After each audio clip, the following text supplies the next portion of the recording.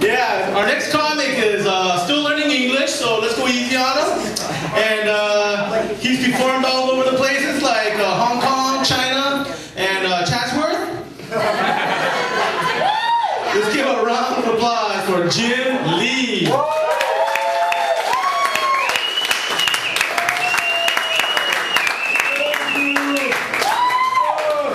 Thank you for clapping.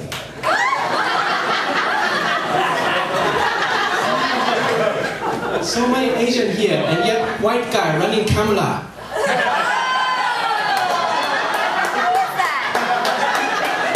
Anyway, good evening. My name is Jim Lee, and I'm from Taiwan, and Benny Hanna. I do the comedies because everybody said to me, Jim Lee, your English is a joke.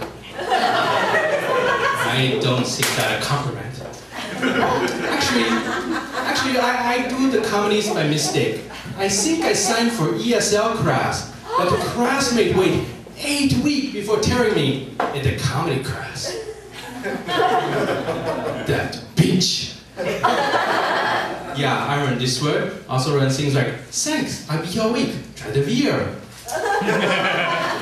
Also learned that in America, every 4 years, you have a big erection. Her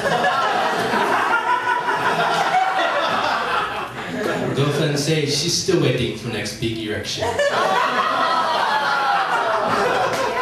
So, Jimmy looking for a new girlfriend now. And recently, I meet a nice Italian girl. She says she likes Jimmy Eglo. Call it her little cannoli. Only problem though, her name too hard for Jimmy to say.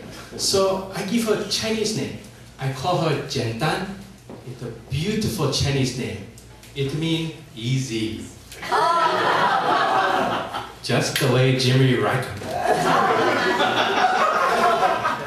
She also have one other thing Jimmy really like. She have a green card. Actually, I have a green card and I speak English, okay? Thank you. But I guess when you're Asian, the stereotype of having bad language skills, just naturally comes with the territory. But it still does amaze me sometimes how many people still think all us Asians are bad drivers, own laundromats, and have small, well, egg rolls. Well, I'm here to tell you that, at least in my case, well, 2 out of 3 aren't true. Yes, sadly for you ladies out there, I start traffic school next week.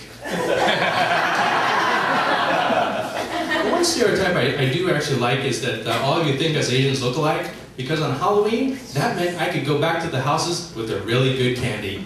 Oh, gee, honey, there's sure a lot of ninjas this year.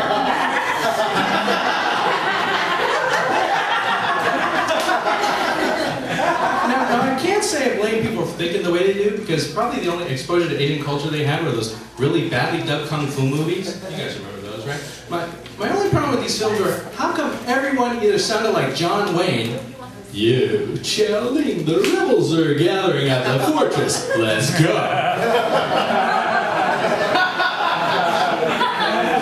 Or they sounded like Karnak the magician. "Ooh, your kung fu is quite good, but mine is far superior."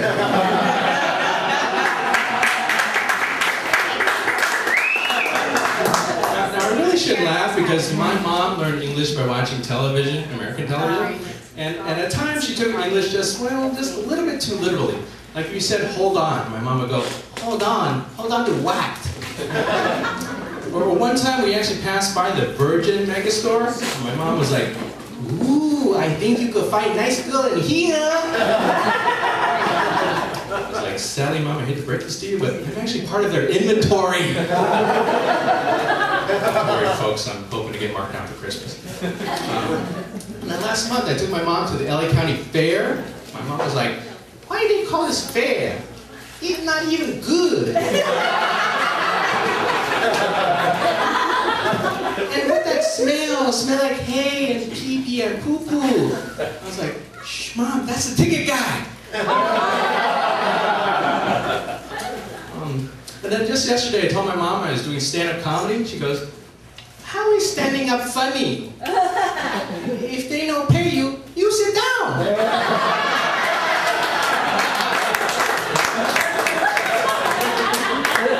And I hate to say it, but my dad wasn't much better. He learned his English by watching Sesame Street. But it was really funny though when he got mad, because he sounded like the Count, you know? "I give you 3 seconds to take out the trash before I kick your ass."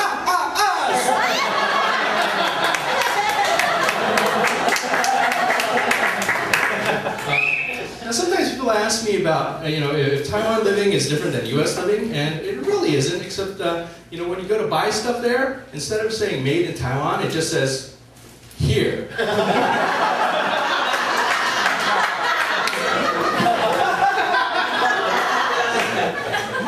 when we go out to dinner, we don't actually say we're going out for Chinese food, we just say we're going out for Rottweiler, right, exactly.